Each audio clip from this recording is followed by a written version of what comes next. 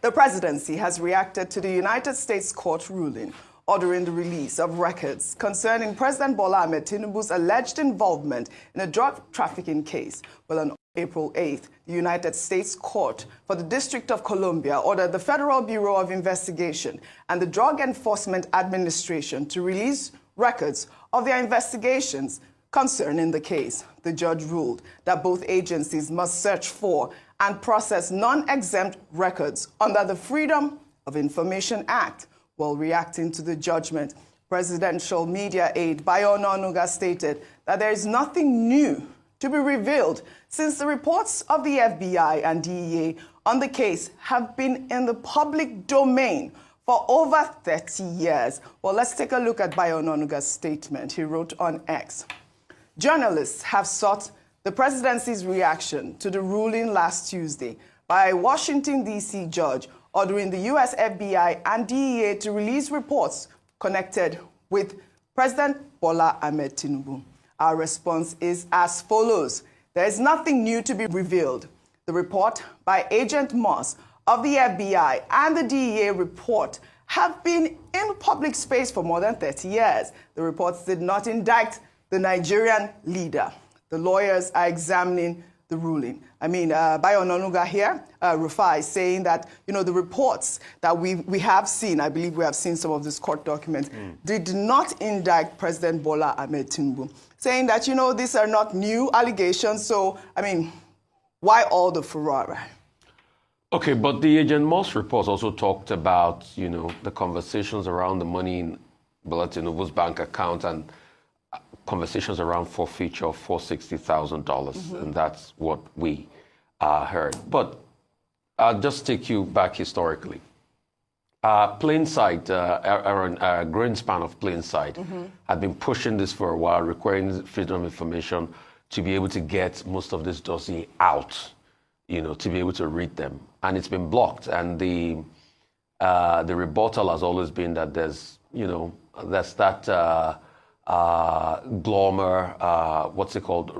response, which pretty much says, I cannot confirm nor can I deny.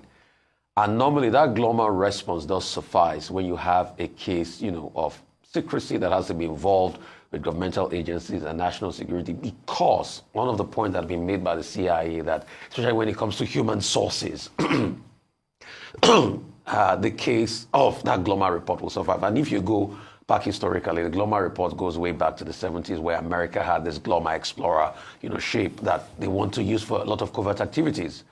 But as regards this, prior to this time, they had taken, with the side of the CIA and those governmental agencies, as regards that glomar response, that, okay, you can hold, that can hold sway when it comes to FOI requests. But this judge, this district court judge, now Judge Holmer, is now saying that, no, because this man is the president of a sovereign, this should be out there in public. Interest, yeah. Everybody should be able to see this. All right. But the argument that they're still holding is the fact that this is a human resource, of the CIA.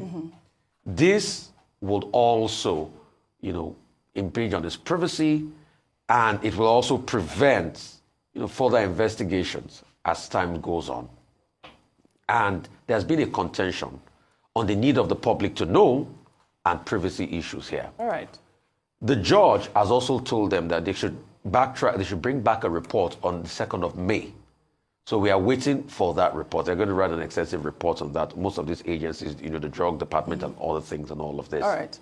And this conversation had been on since the 90s. I think it's best for us to be able to wait on that report. The presidency has reacted and said nothing in that report. I think the position of, Kevin Moss is way different from what might be in this report. Because if they claim that it's what's in the public glare, then definitely these agencies will not have gone to court to be able to stop releasing what they know as regards it. Let me read an excerpt made by a lawyer from the judgment, just a really short excerpt before we wrap up. They wrote, even the plaintiff acknowledges that Mr. Tinubu's name does not appear directly in these documents. ID. Instead, plaintiff claims merely that it is implausible that no documents responsive to plaintiff's Freedom of Information Act request to the CIA exists, given that the CIA was closely following the issue and would have at least been aware of Mr. Tinubu once he became a prominent politician? So all of that Yeah. is subject to the release of the reports of these agencies. We have to wait till May 2.